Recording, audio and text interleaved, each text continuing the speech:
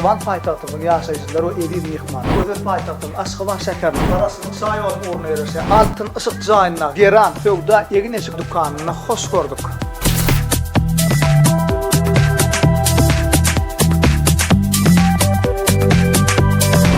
Öňünden töleýärsiz 3 ay möhletleýin, egin eşikler alyp bilersiňiz. Kış Angorka matalyk her bul bir gornuşyny arzan mahadan alyp bilersiňiz. Dekalar 30 aralykda täze mega aksiýa garaşýar. Her 500 manat töwdädini 30 petekler garaşýar. Her petekde täze soňgutlar garaşýar.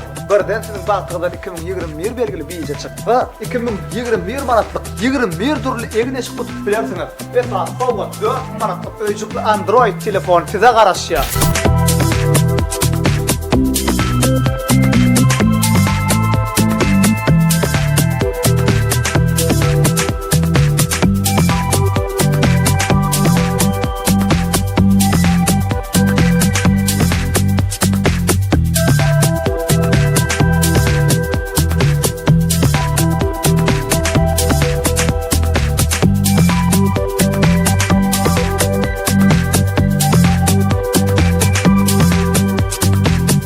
Esaslat, nağıt del görünüşde hataklaş geçip bolýar.